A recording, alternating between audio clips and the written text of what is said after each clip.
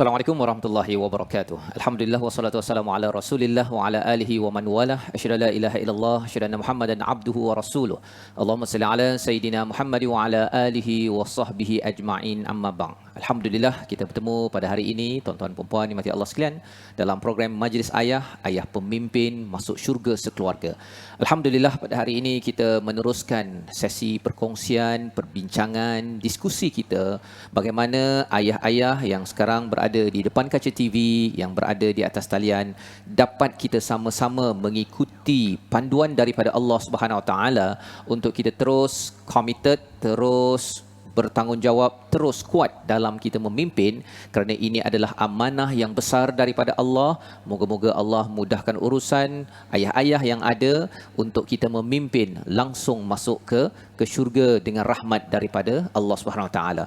Dan program pada hari ini, program Majlis Ayah adalah satu program inspirasi daripada surah At-Tahrim ayat yang ke-6. Allah berfirman, A'udzubillahi minasyaitonirrajim, ya ayyuhallazina amanu qu anfusakum wa ahlikum nara.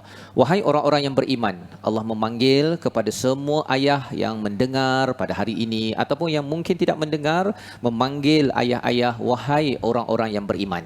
Ibu-ibu yang mendengar, yang menemankan ayah dan juga anak-anak, bahawa Allah menyeru kita dengan panggilan yang amat mulia, bukan sekadar wahai manusia, tetapi wahai orang-orang yang beriman. Kalaupun iman kita kecil pada hari ini, tetapi itu adalah satu penghargaan Allah yang memanggil kita semua agar jagalah betul-betul diri dan keluarga kita. Daripada ayat ini ada 3 sudut pandang yang kita ambil, yang kita akan tengok di dalam sepanjang Al-Quran. Sudut pertama ialah bagaimana bina syurga di rumah. Itulah yang pertama. Kita ingin melihat bagaimana syurga itu sudah bermula di dunia ini, hasanah itu bermula di dunia, diikuti dengan hasanah di akhirat ini nanti. Pada sudut yang kedua, bina rumah di syurga. Dan yang ketiganya ialah kita ingin melihat apakah aktiviti perjuangan harian kita, kesungguhan kita yang perlu dilakukan untuk kita masuk syurga sekeluarga. Inilah 3 sudut yang kita akan lihat pada hari ini daripada surah Hud, dan kita bersama dengan Syekh Abdul Karim Omar pada hari ini. Assalamualaikum Ustaz. Waalaikumsalam Ustaz. Apa khabar hari ini? Alhamdulillah. Alhamdulillah kita bertemu, dan hari ini kita akan bercerita surah Hud Ustaz ya. Ya. Pejam celik Ustaz, dah 15 Ramadan Ustaz. 15 Ramadan. Sudah kunut malam tadi Ustaz? Malam tadi belum. Malam ni insya-Allah. Malam ni kita akan malam start ni kunut insya-Allah. Subhanallah ya. Jadi nanti mungkin Ustaz boleh cerita sikit kalau kunut itu sebenarnya, kalau pengalaman Ustaz lah ya, di Ustaz lahir di Mekah ya. Kunut dekat sana tu apa dia punya, bagaimana perasaan menunggu kunut dan juga isi intipatinya itu? Biasanya kalau di Masjidil Haram kami menunggu kunut khatam Al-Quran pada malam 27 di Masjidil Haram bersama dengan Syekh Abdul Rahman As-Sudais. Kadang-kadang 40 minit dia punya baca doa kunut Ustaz. 40 minit. 30 minit, setengah jam, kita terasa tengok-tengok dah 20 minit, 25 minit ataupun 30 minit macam itulah. Kadang-kadang 35 minit. Tak tentu punya doa Syekh di sana, memang khatam Quran di sana memang meriah. Dan semua orang menunggu nak ambil barakah khatam Al-Quran Ustaz. Jadi memang semua akan menunggu malam tersebut. Dia sebenarnya kunut itu Ustaz, apakah intipati 1-2 lah yang sebenarnya, kalau katakan malam ini kan, ayah-ayah yang ada di depan kaca TV akan baca doa kunut ya. Tak adalah kunut sampai 40 minit Ustaz ya. Tapi apa sebenarnya intipati 1-2 yang paling kurang malam ini, ayah yang memimpin ataupun anak yang mengikut, tahulah sedikit isinya. Sila Ustaz. Dia kunut seperti kunut salat subuh, seperti kita salat seperti biasa, cuma ada tambahan di belakang tu kita doa semoga Allah Taala berikan peluang untuk kami berpuasa lagi untuk tahun depan dan panjangkan usia kami. Allahumma a'id lana syahra Ramadan a'waman 'adidah wa karratin madidah. Allahumma barik lana fi Ramadan waj'alna mimman yaqra'una kitabillah. Beri kepada kami ya Allah untuk kami ni kekuatan membaca Al-Quran dan azam yang baru untuk kami berubah sehingga Ramadan akan datang. Jadi doa tu banyak meliputi doa, tergantung pada imam-imam lah. Jadi yang biasanya kita doa semoga Allah Taala berkati kita pada bulan Ramadan ini dan diberikan peluang untuk kita beribadah seterusnya sehingga Ramadan akan datang, sehingga akhir hayat kita. Subhanallah, itulah dia punya intipati ataupun roh daripada kunut yang malam ini Ustaz ya. Ya. Kita akan baca. Jadi bagi imam-imam kalau katakan tak ada tambahan, paling kurang pun Ya. kunut yang asas itulah ya, Ya, yang biasa betul. kita baca pada solat Ya, subuh. betul. Alhamdulillah. Jadi Ustaz, mari kita sama-sama kita mulakan majlis kita pada hari ini dengan Ummul Quran. Silakan Ustaz. Baik. A'udzu billahi minasyaitonir rajim. Bismillahirrahmanirrahim. Alhamdulillahi rabbil alamin. Ar-Rahmanir Rahim. Maliki yaumiddin. Iyyaka na'budu wa iyyaka nasta'in. اهدنا الصراط المستقيم صراط الذين أنعمت عليهم غير المغضوب عليهم ولا الضالين آمين. Amin ya rabbal alamin. Itu adalah bacaan Al-Fatihah daripada Syekh Abdul Karim Omar. Sebentar tadi dia punya lingguk bacaannya Ustaznya sedih sikit ya. Itu Ya. nama lagunya apa dah Ustaz? Siapa yang biasa baca di Mekah atau Madinah? Kalau Mekah sekarang ni yang selalu baca Syekh Dr. Yasir Ad-Dosari. Ini yang saya sebut bacaan dia mendayu seperti bacaan lagu atau tarannum sabah. Sabah. Dia mendayu sesuai untuk bacaan ayat-ayat yang kita akan baca nanti seperti Nabi Nuh. Nabi Nuh, ya, dakwah dengan untuk anak. keluarga dia kan. Betul. Jadi kesedihan seorang ayah nanti kita akan dengar insya-Allah. Baik. Oh Syekh siapa tadi? Yasir Ad-Dosari. Ad-Dosari ya. Ad-Dosari ya. Jadi itu adalah tokoh imam ya. Imam yang kita bila lalu bincangkan ataupun doa wajana lil muttaqina imama, imam pada orang bertakwa, salah satunya ialah Syekh Yasir Ad-Dosari ini. Ya. Dan ayah-ayah yang ada di atas talian pun boleh jadi imam pada orang yang bertakwa apabila kita selalu merujuk kepada Al-Quran ya, selalu kita mengamalkan intisari daripada Al-Quran dan juga kita sedia perlahan-lahan kita menjadi imam bagi keluarga kita ya. Itu satu amanah lah, satu kelebihan pada bulan ini Ustaz ya, bila kita ada Ramadan pada waktu PKP ini. Jadi pada hari ini tuan-tuan kita akan melihat kepada tajuk kita cabaran ayah di dunia teknologi, di mana kita akan melihat dalam surah Hud, surah yang ke-11 pada muka surat yang ke-226. Tuan-tuan yang ada di rumah ya boleh membuka muka surat 226. Kita akan membicarakan, kita akan melihat perkataan Allah pada ayat 41 hingga 46. Di mana ini kisah Nabi Nuh, di mana ada cabaran ya pada waktu itu. Adakah cabaran teknologi ya sama dengan sekarang ataupun macam mana?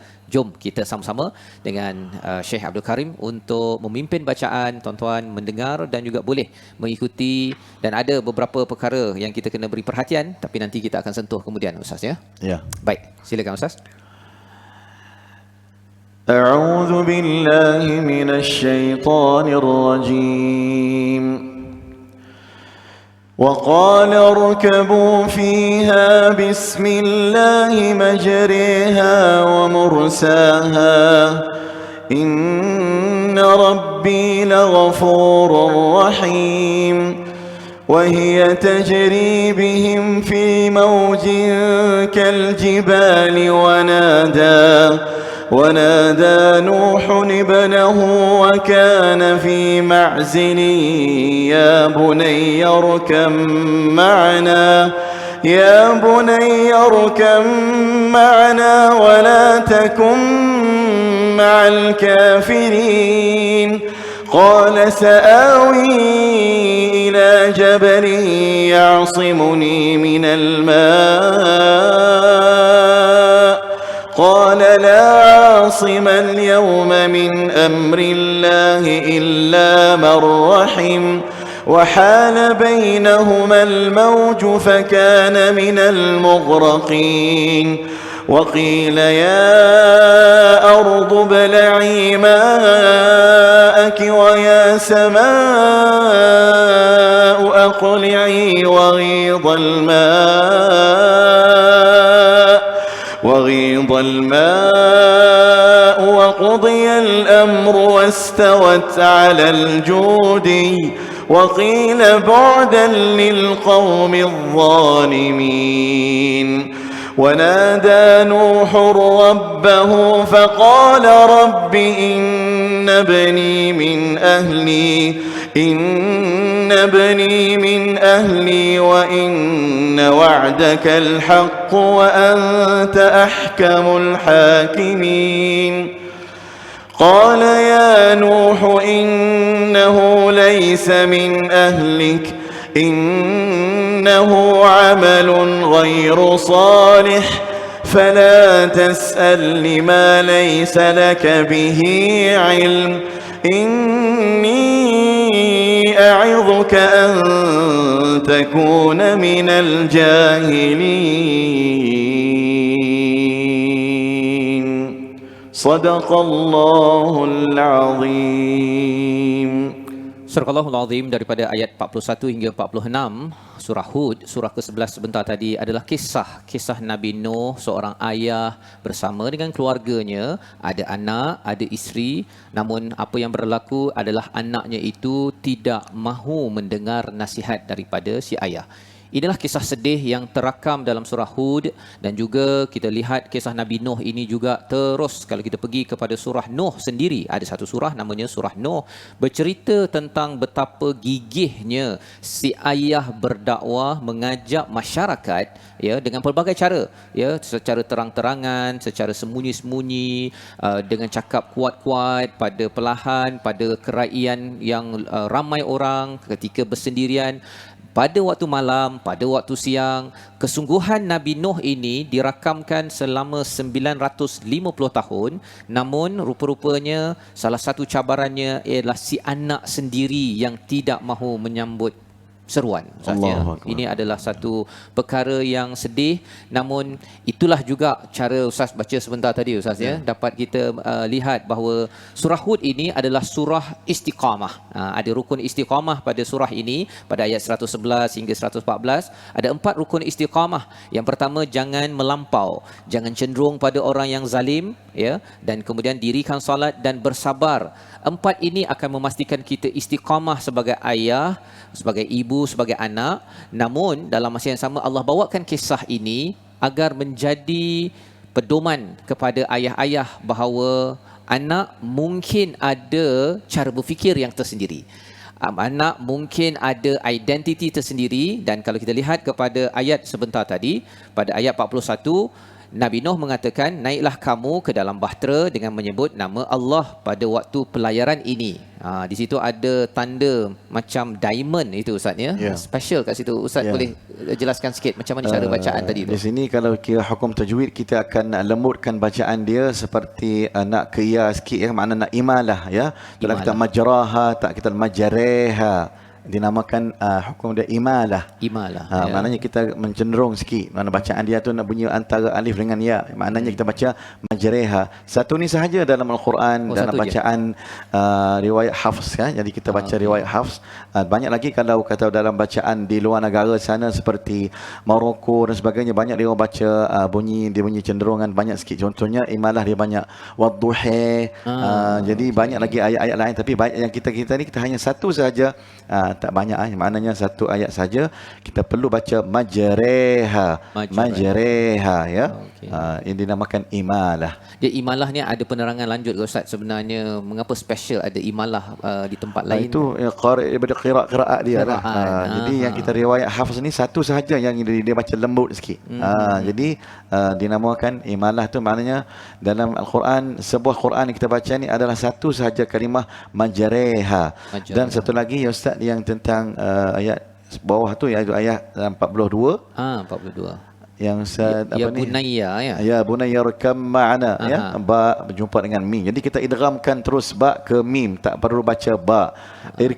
Irkam ma'ana, tak ada baca irkab ma'ana atau irkab ma'ana, tak irkam ma'ana, terus masuk pada min. Terus itu masuk, ya. Kita idghamkan terus masuk pada min. Ba tu langsung tak berbunyi. Ya, ba langsung tak berbunyi. Jadi setiap huruf dalam huruf hijaiyah ataupun dalam Al-Quran, kalau sekiranya harf tu tidak ada baris, tidak ada bulan sabit, tidak apa, maknanya dia tak berfungsi, hanya wujud sahaja tapi tak berfungsi. Okey, masya-Allah ya. Jadi ini adalah ilmu yang penting tuan-tuan ketika membaca, dan satu saja Ustaz ya yang majreha tadi ya. Ya, majreha. Okey, jadi tak adalah kita takut di tempat lain ke Tak, terjumpa. sebab kalau dia nak buat dua-dua pun kemungkinan boleh, tapi ini qiraat kita hanya baca satu sahaja. Sebenarnya kalau dia nak buat dua boleh jadi majreha wa mursaha.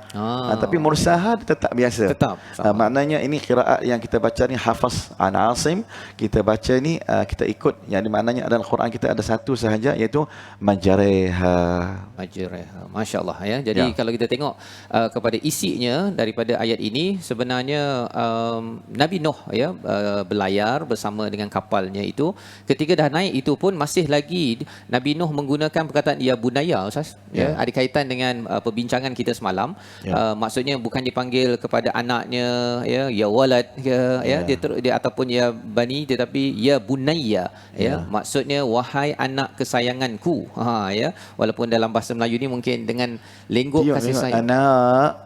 Anak masih anak, lagi wahai anak, contoh pun ataupun anak ke ayah. Ya. Ayah. Lenggoknya lenggok itu dia tu, ya. Masih lagi dengan sopan. Padahal si anak ini sudah dah menunjukkan kedegilan, tetapi si ayah masih lagi, kerana ayahnya Nabi Nuh, ayah yang beriman seperti tuan-tuan yang berada di rumah. Apakah pelajaran pada ayat 42? Terus dengan kasih sayang memanggil anak itu, jangan jadi orang yang kufur kepada Allah Subhanahu Wa Taala. Dan balas si anak itu, sa'awi, aku akan mencari tempat selamat. Anak ni degil, kerana anak ini dia ada cara berfikir yang tersendiri. Kalau zaman sekarang ini Ustaz ya, anak kata bahawa saya pandai main gadget, saya tahu macam mana nak main game untuk buat duit. Abah mana tahu sangat. Ya. Betul. Perkara itulah yang dijelmakan dalam ayat ini. Maka apakah yang dikatakan oleh anaknya? Qala la asimal, ataupun sebelum itu ya'simuni minal ma, ya. Aku akan pergi ke jabal, aku akan pergi ke gunung, dan aku akan diselamatkan daripada air ini. Dia pasal kalau ikut riwayatnya bahawa anak Nabi Nuh ini dia pandai berenang Ustaz ya. Dia boleh berenang sampai ke gunung ini, tapi rupa-rupanya dia berlindung bukan dengan Allah Subhanahu Wa Taala. Dia berlindung kepada kekuatan dia. Kekuatan sendiri itu bukanlah cara untuk kita selamat, bukannya berlindung di sebalik teknologi, bukannya berlindung di sebalik rumah dan segala perkara dunia, tetapi yang betul-betul melindungi kita adalah Allah Subhanahu Wa Taala. Jadi nasihat kepercayaan ya. Kepercayaan. Ya.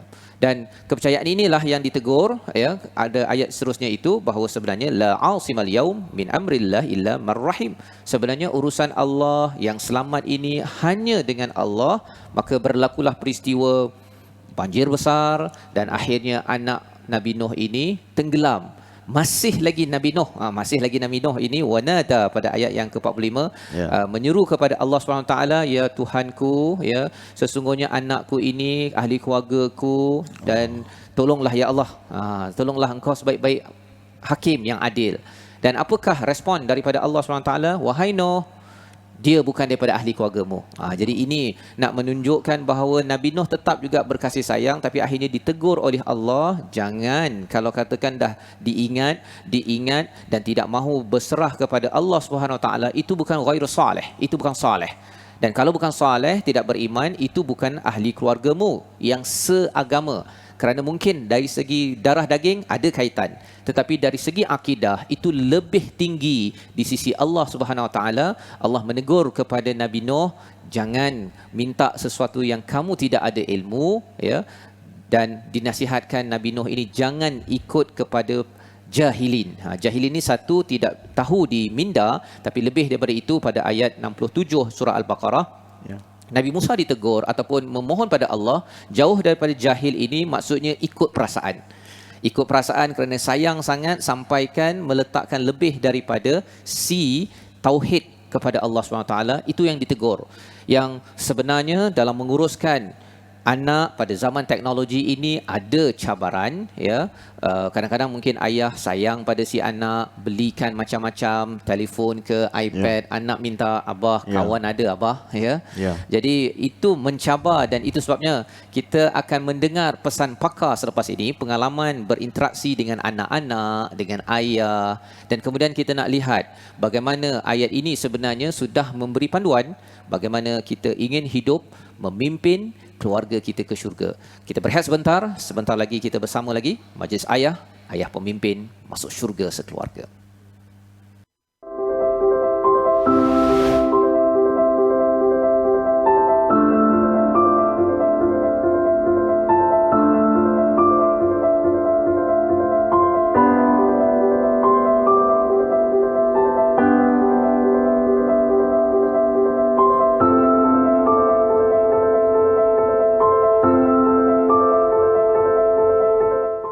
Kembali kita dalam majlis ayah, ayah pemimpin masuk syurga sekeluarga. Pada hari ini kita dalam tajuk cabaran ayah di dunia teknologi.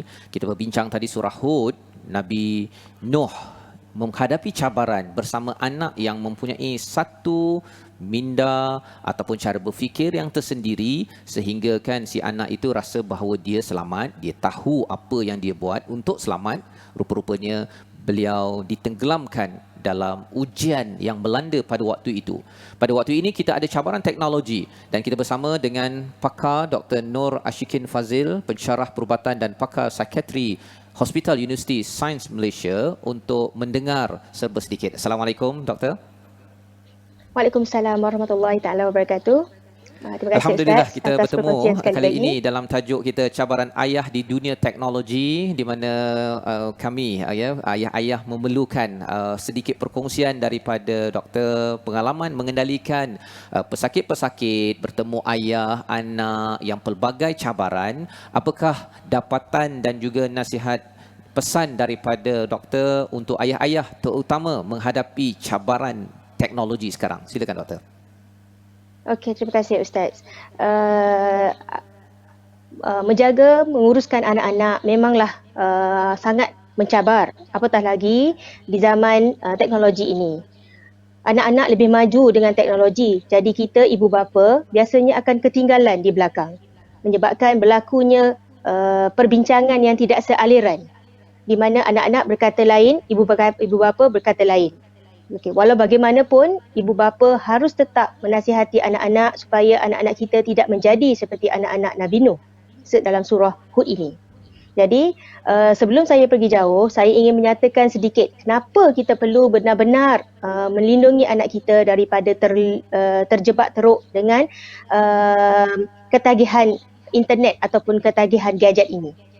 Dua perkara yang saya ingin nyatakan di sini yang selalu saya lihat yang melibatkan akidah ialah hilangnya rasa syukur apa yang dimiliki, kerana biasanya melihat perkara-perkara yang dipaparkan dalam alam maya oleh orang lain, menyebabkan ia hilang rasa syukur, menyebabkan rasa besar, rasa benci pada diri sendiri, dan yang paling berat sekali ialah menyoalkan tentang takdir dan ketentuan Allah. Kenapa saya tidak diberi seperti mana orang lain berikan? Ini boleh menyebabkan gangguan kepada akidah anak-anak itu sendiri. Itulah yang perkara yang harus utama sekali kita ingatkan kepada anak-anak kita. Okey. Keduanya ialah keinginan segera, atau kita panggil bahasa Inggerisnya immediate gratitude. Okey. Ini menyebabkan anak-anak kita akan mudah putus asa, mudah kecewa, menyalahkan Allah. Kenapa saya tidak diberikan itu, saya tidak diberikan ini. Ini menjadikan mereka kecewa dengan Allah. Sekiranya perkara ini berlaku, dapatan saya ialah penyakit psikologi mereka amat sukar untuk dirawat kerana ia melibatkan tentang kepercayaan kepada Allah. Jadi saya ingin mengajak ibu dan ayah semua, beberapa perkara yang boleh kita lakukan ialah pertama sekali untuk ibu ayah haruslah menunjukkan role model yang terbaik. Kerana cinta pertama anak perempuan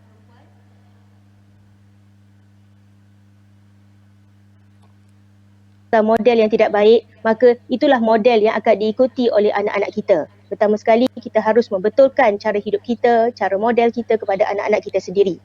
Yang kedua ialah kita harus mendekatkan diri kita dengan anak-anak kita dengan rasa kasih sayang.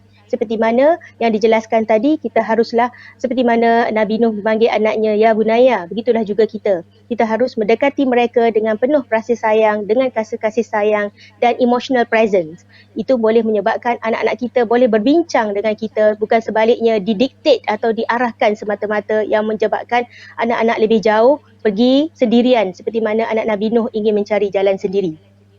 Okey, seterusnya juga kita boleh menguatkan teknik keibubapaan kita. Seperti mana kita hendaklah lemah lembut tetapi tegas pada sesuatu masa. Contohnya, kita harus memberikan penyesuaian masa yang sesuai dengan anak-anak untuk penggunaan gadget. Contohnya, kita boleh menggunakan teknik reward. Kita suruh anak kita buat sesuatu atau baca Quran satu muka surat, okey, kemudian ibu akan berikan kelebihan kepada kamu untuk bermain gadget selama sejam, contohnya. Itu antara perkara yang kita boleh dilakukan. Dan yang paling baik ialah kita boleh melakukan aktiviti distraction, kita panggil, di mana kita buat aktiviti-aktiviti bersama seperti masak bersama, riadah bersama, supaya anak-anak kita tidak terlalu fokus kepada gadgets ini. Seperti ayat ini juga menerangkan bahawa kita haruslah wasatiyah, kita tidak boleh melampau dalam sesuatu. Jadi anak kita harus didik supaya mereka tahu tanggungjawab, di mana tidak perlu keterlampauan dalam gadgets ini sehingga melahirkan ketagihan. Sebaliknya, kita boleh mengguna berpada-pada supaya kita mendapat manfaat dan faedah daripadanya. Baik, terima kasih diucapkan pada Dr. Nur Ashikin Fazil berkongsi apakah kesan gadget ataupun teknologi ini, dua perkara tadi menyebabkan anak rasa kurang syukur dan immediate gratification, anak nakkan sesuatu itu cepat, kalau lambat sahaja, lambat internet pun dia dah marah, okay? Ataupun kalau telefonnya lambat ataupun tak cantik 4K, apatah lagi kalau dia tak dapat apa yang dia inginkan, kerana teknologi ini dia ada unsur-unsur isti'jal kalau tidak diuruskan. Jadi doktor, satu perkara, bila doktor ada pengalaman dengan anak-anak ataupun individu yang sakit, jiwa yang ada kaitan dengan immediate gratification sebentar tadi, boleh tak doktor kongsikan satu dua perkara yang sebenarnya betul-betul memang ada berlaku di negara ini, bukan di China, bukan di Zimbabwe, tapi di Malaysia ini sendiri. Boleh doktor kongsikan agar ayah-ayah tahu bahawa mendidik anak pada zaman teknologi ini amat penting. Silakan. Okey, untuk menangani masalah immediate gratification ini, ibu ayah tidak boleh lari lagi daripada penekanan kepada Al-Quran kembali. Okey, kerana Al-Quran mengajarkan kita untuk meminta sesuatu, kita haruslah bersabar dan berdoa serta melakukan solat. Jadi itulah perkara yang kita dekatkan. Contohnya, saya mempunyai pesakit di mana didikan ayah daripada kecil sehingga dewasa tidak begitu tegas. Ayah membiarkan sahaja anak-anak bermain gadget sehingga berumur 18 tahun, 17 tahun. Immediate gratification ini telah menyelami hidup anak itu, menyebabkan berlakunya kemusnahan yang besar, di mana telefon pun dibaling, berlakunya tantrum yang amat besar, amat teruk sehingga tidak dapat dikontrol lagi. Jadi saya ingin menasihati ayah-ayah semua, perlulah pendidikan ini daripada peringkat awal kepada anak-anak, dan janganlah membiarkan sahaja, janganlah mengikuti apa sahaja anak-anak mahukan, kerana kita tidak boleh cenderung kepada sesuatu yang zalim, kerana hasil dan akibatnya amat teruk. Baik, terima kasih diucapkan pada Dr. Nur Ashikin Fazil atas nasihat sebentar tadi. Moga-moga dengan nasihat ini sebentar tadi, ayah menjadi role model dan beberapa tips yang dikongsikan tadi menjadi pesan yang amat bermakna. Saya ucapkan sekali lagi terima kasih pada Dr. Nur Ashikin Fazil. Terima kasih kembali Ustaz. Baik, begitulah tuan-tuan puan-puan yang dirahmati Allah sekalian, kita bersama dengan pakar, pesan pakar sebentar tadi, Dr. Nur Ashikin, pengalaman beliau sehinggakan anak itu tantrum, membaling telefon sampai dah umur 17-18 tahun kerana ada cabaran yang tersendiri, dan itu sebabnya kalau kita bercakap tentang pendidikan Ustaz, pendidikan dengan anak-anak ini perlukan kepada keseimbangan Ustaz, Jadi pengalaman Ustaz lah bila berinteraksi dengan anak, dengan melihat kepada masyarakat, apa yang perlu tips daripada Dr. Nur Ashikin tadi yang Ustaz boleh tambah di situ? sebagai seorang ayah dan ibu harus kita memantau sentiasa dengan anak yang bersama dengan handphone. Setengah-setengah pada ibu bapa kita, dia kata, alah bagi je handphone Ustaz, bagi je lah handphone, tak apa, asalkan dia orang ni diam je. Kami pun boleh enjoy cara kami pun sibuk juga pegang handphone. Ayah pun cara ayah, ibu pun cara ibu, anak pun cara anak. Sedangkan anak pun dalam alam yang sama, dia perlu pada seorang yang kita kena tengok, ayah yang bertanggungjawab yang memantau, tengok pada anak buka web apa, buka program apa. Sekarang ni zaman Bob G dan sebagainya kan. Jadi game-game tertentu tu memberikan pada anak kita ni sehingga 5 jam dia main pun tak terasa apa. Sedangkan bila kita suruh cuci pinggang sahaja, cuci pinggan, cuci apa benda sahaja, dia tak nak bersama kita, lama sangat tarik muka dan sebagainya kan. Sebenarnya kita kena guna dengan secara hikmah, nasihat dengan secara lemah lembut, dan saya yakin insyaAllah anak-anak kita akan boleh ikut cara kita. Boleh cuma ikut. Jangan kita terlalu kasar, jangan kita terus rampas handphone. Tak boleh, awak tak boleh main handphone langsung, tak. Kita kena ada jadual tertentu untuk kita bersama dengan anak kita. Saya yakin insyaAllah, dan saya pun buat macam tu Ustaz. Maknanya sekiranya kalau dia buat benda yang tak elok, kita akan denda dia dengan handphone 5 jam tak boleh sentuh. Tak boleh sentuh. Jadi kita kena memantau sentiasa. Wallahu alam. Terima kasih Ustaz. Jadi itu ada kaitan dengan nasihat pesan daripada Dr. Noor Ashikin sebentar tadi. Maksudnya penggunaan teknologi ini, gadget tadi, perlu ada peraturan Ustaz ya. Bukannya semudah beli ya, ambil letak, yang penting anak diam kan. Dan ayah mak pun ya, dia lah memang suka kalau anak diam begitu ya. Tetapi rupa-rupanya kalau anak diam sekarang, khawatir 17-18 tahun nanti dia menjerit dan menengking si ayah. Tetapi kalau anak itu mungkin menangis sekarang tak dapat telefon, ya, bagi saya lah Ustaz ya, maksudnya anak tu mungkin menangis sikit ke merajuk pasal tak dapat telefon, kan. Tetapi rupa-rupanya itu adalah tarbiyah, pendidikan. Bukan semestinya kita halang 100%, tetapi dipantau. Itu yang dapat kita lihat sebentar tadi daripada nasihat pesan pakar Dr. Noor Ashikin dan juga daripada Ustaz Syekh Abdul Karim sebentar tadi. Tuan-tuan dan puan-puan Allah sekalian, itu adalah panduan yang boleh kita ambil dalam kita berbincang tajuk kita cabaran ayah di dunia teknologi. Dan kita tidak tahu apa lagi teknologi baru ya. Kalau sekarang ini teknologi ini menyebabkan anak boleh pesan macam-macam ya Ustaz ya. Tekan saja dekat telefon boleh order sampai 1,000-2,000 ya. Itu juga perlu dipantau ya. Dan ini memerlukan kepada kesungguhan, dan lebih daripada itu kita memerlukan bantuan Allah Subhanahu Wa Taala ya, untuk kita selalu berdoa sebagaimana Nabi Nuh, walaupun beliau ini 950 tahun hidup, tetapi masih lagi berdoa dengan kasih sayang, memohon untuk ahli keluarga.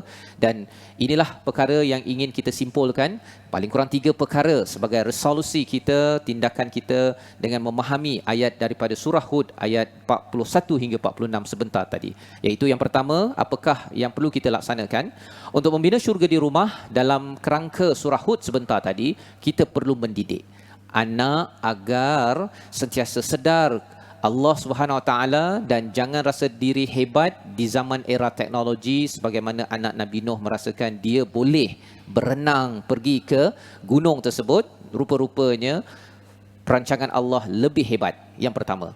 Dan yang keduanya, apa yang boleh kita buat untuk bina rumah di syurga? Kita perlu mendoakan agar anak menjadi soleh dan tidak derhaka kepada Allah, selalu menjadi orang soleh, dan itu adalah perjuangan untuk kita membina rumah di syurga.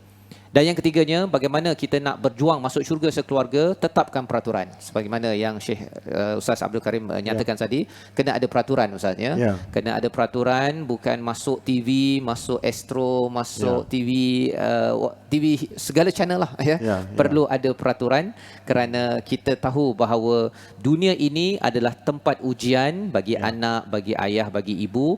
Yang bebas tanpa peraturan, tanpa halangan ialah apabila kita sudah diizinkan dengan rahmat Allah untuk masuk ke syurga. Inilah yang boleh kita kongsikan dengan anak ya. Kaedah yang dicadangkan oleh Dr. Noor Ashikin sebentar tadi, reward system, sistem ganjaran. Anak buat ini baru dapat begini. Bukannya boleh guna semua gadget yang ada 100% milik saya, ayah tak boleh semak itu adalah untuk kita sama-sama menjaga ahli keluarga kita pada zaman era teknologi ini.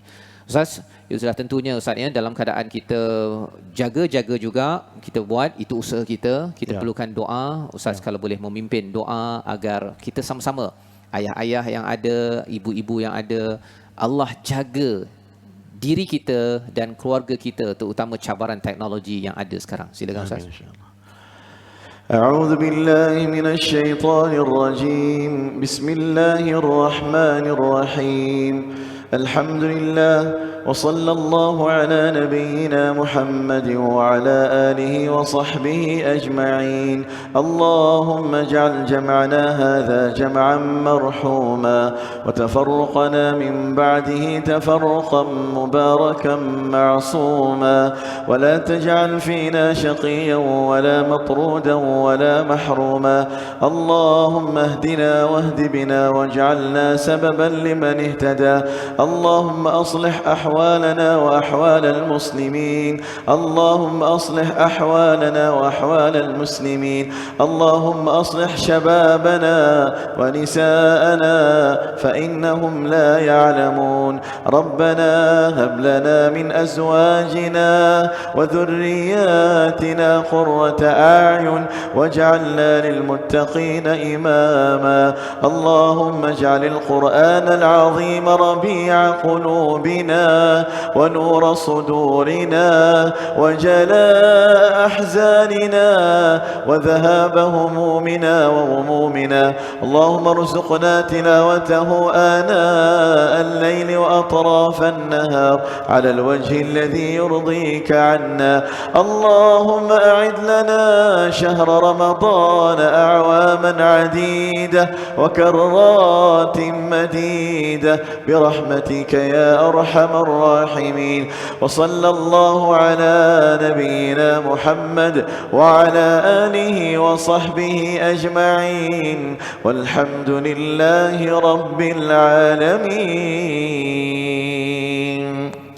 Amin amin ya rabbal alamin. Moga-moga Allah mengurniakan kita, menjadikan kita soleh, anak kita soleh Ustaz untuk anak lelaki, untuk anak perempuan kita, sebagaimana yang kita doakan sebentar tadi, antara amal soleh, amal islah yang kita baiki pada Ramadan ini ialah kita menguruskan teknologi kita. Kita tahu kita high technology, tetapi yang ditunjukkan oleh Nabi Ibrahim sebentar, Nabi Nuh sebentar tadi, ya bunayya, berkali-kali berdoa kepada Allah high touch.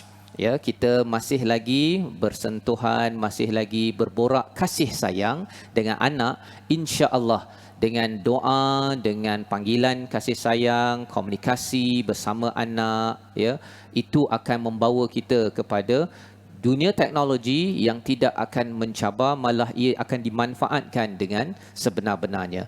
Tuan-tuan dan puan Allah sekalian, inilah panduan daripada Al-Quran yang kita ingin selalu ingat pada setiap masa. Kita perlukan ilmu. Ya, Nabi Nuh ditegur kerana kalau nak minta mestilah sesuatu yang atas dasar ilmu. Ilmu inilah yang kita ambil daripada Al-Quran, yang kita ingin kongsi-kongsikan dengan ahli keluarga kita, dengan sanak saudara, rakan-rakan. Dan apa yang kita ingin kongsikan tuan-tuan pada satu kempen World Quran Hour yang akan berlangsung pada 13 Mei 2020. Saya harapkan pada tuan-tuan boleh catatkan perkara ini, ya. Kalau dah catat, ingatkan lagi, share, ya, kongsikan bagi tuan-tuan yang menggunakan Facebook, menggunakan email ataupun boleh dalam WhatsApp, kongsikan World Quran Hour, kempen ataupun kita nak ajak lebih ramai merasai kemanisan Al-Quran, betapa Allah sayangkan kita, Allah ajarkan kita Al-Quran. Bila Allah ajarkan kita Al-Quran, ada ayah baca Quran, ada anak baca Quran, insya-Allah teknologi mengganas macam mana pun Allah akan jaga kita. Dan dalam masa yang sama kita masih dalam program Wakaf Al-Quran. Kita ingin menyebarkan mushaf dan juga berkongsi rasa bagaimana Al-Quran ini boleh menjadi syifa lima fis sudur kepada hati-hati pesakit-pesakit yang ada di hospital, di pusat kesihatan seluruh negara. Jadi tuan-tuan yang ada kelapangan, saya menyeru untuk sama-sama kita mengqurankan bangsa, mengikhlaskan ummah ini dengan panduan daripada Al-Quran. Kerana inilah yang Allah nyatakan pada surah Al-Baqarah, bila Nabi Adam sudah turun ke bumi, siapa yang ikut kepada hudai, kepada hidayah daripada Al-Quran, tidak ada kebimbangan, tidak ada rasa sedih. Itulah dua penyakit, sedih dan bimbang yang melampau ini akan mencabar kepada ayah-ayah memimpin keluarga. Tapi insya-Allah dengan Al-Quran, cabaran ada, tetapi kita terus berjuang dalam kehidupan kita seharian. Kita bertemu lagi insya-Allah pada masa yang sama pada hari esok, dan ulangan bagi program pada hari ini pada jam 10.30 di Astro Oasis, dan 4.30 pagi ketika tuan-tuan bersahur di TV Al-Hijrah. Dan jangan lupa juga ada di platform digital Sinar Harian, di mana tuan-tuan boleh lihat balik berulang kali, lihat ayat dibacakan oleh Syekh Abdul Karim, bagaimana bacaan Fatihah yang bagus, apa kelebihan kunut yang kita bincangkan sebentar tadi. Kongsikan di platform digital Sinar Harian. Moga-moga ayah terus memimpin dalam program Majlis Ayah masuk syurga sekeluarga. Assalamualaikum warahmatullahi wabarakatuh. Assalamualaikum warahmatullahi wabarakatuh.